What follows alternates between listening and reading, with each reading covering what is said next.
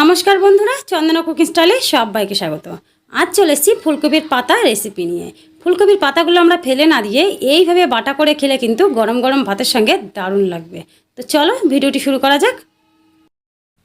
তো এই রেসিপিটি বানানোর জন্য আমি এখানে নিয়ে নিয়েছি কতগুলো কচি ফুলকপির পাতা। এখানে পাতাগুলোকে আমি খুব ভালো করে ধুয়ে নিয়েছি। এখন ফুলকপির পাতাগুলো ঠিক এইভাবে ডাঁটার থেকে আলাদা করে নিচ্ছি।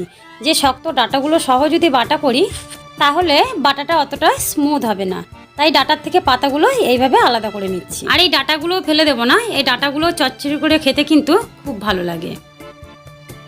এখন পাতাগুলো সব এইরকমভাবে বেছে নেওয়া হয়ে গেছে। আর দেখো কতগুলো ডাঁটা বেরিয়েছে।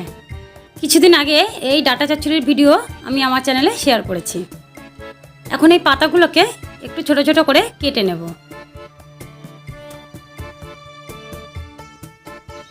খুব বেশি ছোট করে না কাটলেও হবে, তাই আমি ঠিক এরকমভাবে কেটে নিচ্ছি।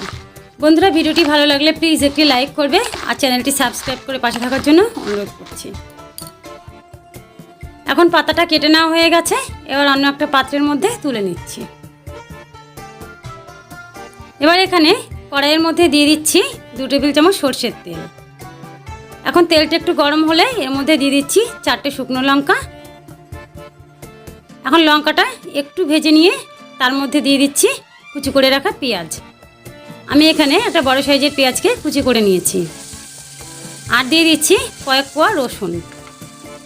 এখন পেঁয়াজ আর রসুনটা একসঙ্গে একটু ভেজে নেব।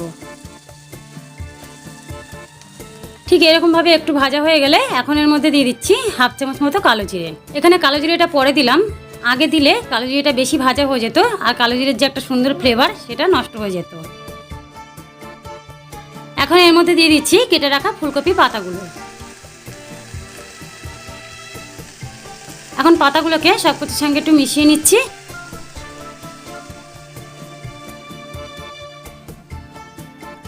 এবার দিয়ে দিচ্ছি পরিমাণ মতো লবণ আর দিচ্ছি সামান্য একটু হলুদ। এবার লবণ আর হলুদটা দেওয়ার পরে ভালো করে মিশিয়ে নিচ্ছি। এর মধ্যে কোনো রকম জল দেবো না, এই পাতার থেকেই যে জলটা বেরোচ্ছে এর থেকেই কিন্তু পাতাগুলো খুব ভালো করে সেদ্ধ হয়ে যাবে। এখন ঢাকা দিয়ে 5 মিনিট মতো রান্না করছি। চলে এসেছি 5 মিনিট পর। এখন দেখো পাতাগুলো খুব ভালো করে সেদ্ধ হয়ে গেছে। এখন গ্যাসের আঁচটা মিডিয়ামে রেখে এইভাবে নেড়ে চেড়ে একটু সময় নিয়ে পাতাগুলো খুব ভালো করে ভেজে নেব। এইভাবে কিছুক্ষণ ভেজে নেওয়ার পরে এখন দেখো পাতার মধ্যে একটুও জল নেই আর এরকম শুকনো শুকনো করে পাতাগুলো ভেজে নেওয়া হয়ে গেছে। এবার তুলে নিচ্ছি।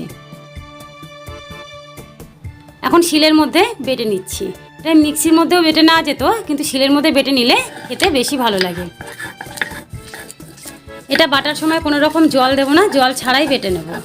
জল দিলে বাটাটা একটা পানসে ভাব হয়ে যাবে আর খেতেও অতটা ভালো লাগবে না, তাই এইভাবে জল ছাড়াই শুকনো শুকনোই বেটে নিচ্ছি।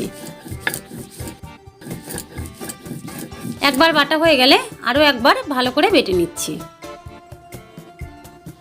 ভালো করে না বেটে নিলে পাতাগুলো মুখের মধ্যে পড়বে আর খেতেও অতটা ভালো লাগবে না। এখন সম্পূর্ণটা খুব ভালো করে বাটা হয়ে গেছে, এবার তুলে নিচ্ছি। এখন কিন্তু আমাদের বাটা পুরোপুরিভাবেই রেডি হয়ে গেছে। এবার ওপর থেকে দিয়ে দিলাম সামান্য একটু কাঁচা সরষের তেল।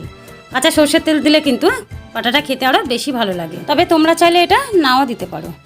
এবার আমি গরম গরম ভাতের সঙ্গে পরিবেশন করব। আজকের মতন এই পর্যন্তই। সবাই ভালো থাকবে, ধন্যবাদ।